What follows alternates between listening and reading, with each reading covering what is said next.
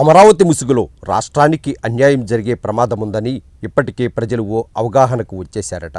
ప్రభుత్వం పంధా మార్చుకోకపోతే ప్రజలు కూడా తిరగబడతారని సదరు సొంతగూటి ఎమ్మెల్యేల విన్నపం. ఇదే అంశాన్ని పార్టీలోని 64 మంది ఎమ్మెల్యేల కూటమి సర్కారుకు లేఖల ద్వారా తమ అసమ్మతి తెలియజేశారు. అంతేకాదు, సర్కారు భూతంత్రాన్ని అమరావతి రైతులు కూడా స్వాగతించే పరిస్థితి లేదనేది తాజా పరిణామాలు తేల్చేశాయి. తమకిస్తానన్న ప్లాట్ల ఊసు ఇంతవరకు లేదు. గత ప్రభుత్వం అమరావతి రైతును తుక్కిపట్టింది. తాజా పరిస్థితుల్లో ఏమైనా మార్పులొస్తాయేమోనని ఆశగా ఎదురుచూస్తున్న రైతాంగానికి ఉపశమనం ఇంకా దక్కలేదు. దీంతో గత ప్రభుత్వానికి ఎదురెడ్డిన రైతు కూటమి రూపంలో మంచి రోజులు వచ్చాయని సంబరపడ్డాడు. అయితే ఇప్పుడు సీన్ తారుమారవుతోందన్న డైలమా. తమ గోడు ఎవరు వింటారని ఆకాశానికేసి రైతు ఇప్పుడు చూస్తున్నాడు. 3 పంటల భూమిని ప్రభుత్వం చేతిలో పెట్టి 1631 రోజుల పాటు నినదించిన నోళ్లు ప్రస్తుతం ఖచ్చితమైన సమాధానం కావాలంటున్నాయి. అమరావతి అభివృద్ధి రాష్ట్రానికి చాలా కీలకమని కూటమి సర్కార్ భావిస్తోంది. అందున చంద్రబాబు దీనిపై చాలా సీరియస్గా ఉన్నారు. రాష్ట్రానికి ఎటువంటి నిధులు ఎక్కడి నుంచి మంజూరైనా వాటి పరమార్థం పూర్తిగా అమరావతి అనేలా ప్రభుత్వం వ్యవహరిస్తోంది. అయితే గతంలో రమారమి 55,000 ఎకరాలను 29 గ్రామాల నుంచి గుర్తించింది. ఇందులో 34,000 ఎకరాలతో రాజధాని నిర్మాణమని చెప్పింది నాటి తెలుగుదేశం ప్రభుత్వం. ఇదే అమరావతిని మరో 44,000 ఎకరాలతో కలిపి మోసుకెళ్లే ప్రయత్నాలకు సాన పెడుతోంది కూటమి సర్కార్. ఇప్పటికైతే అమరావతి అభివృద్ధి రాష్ట్ర ప్రజల పురోభివృద్ధి అని చెప్తోంది ఏపీ ప్రభుత్వం. అందుకే గతంలో తీసుకున్న భూములకు సార్థకత చేకూరాలంటే మరో 44,000 ఎకరాలు అవసరముందని నిప్పు రాజేసింది. అంటే మరో భూజాతరకు అమరావతిలో కూటమి సర్కార్ తెరలేపినట్టు స్పష్టమవుతోంది. అటు ఇటుగా ఆంధ్రప్రదేశ్ రాజధాని 1,00,000 ఎకరాల పరిధిలోకి చేరుకుందన్నమాట. దీంతో అటు ఇటుగా ఆంధ్రప్రదేశ్ రాష్ట్ర రాజధాని 1,00,000 ఎకరాల పరిధిలోకి చేరుకుందన్నమాట. అంతేకాదు, సొంత పార్టీ నేతల్లోనూ ఇదో పెద్ద ఆందోళన.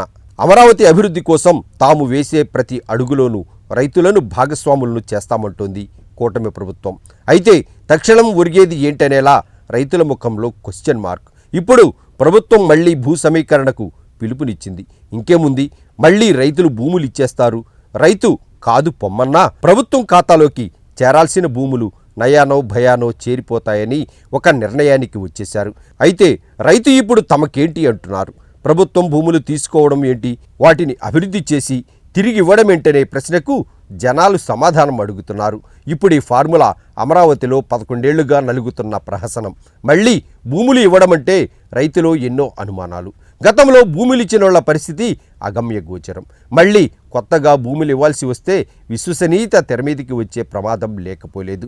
తొలి 5 ఏళ్ల తప్పిదం తరువాత అధికారంలోకి వచ్చిన జగన్ రూపంలో బాబు తప్పులన్నీ కొట్టుకుపోయాయి. మళ్ళీ ఇప్పుడు 44,000 ఎకరాల సేకరణ సమీకరణల వ్యవహారంతో కూటమి నమ్ముకున్న అమరావతి అభివృద్ధి కథ అడ్డం తిరిగే ప్రమాదం కళ్ల ముందు కనిపిస్తోంది.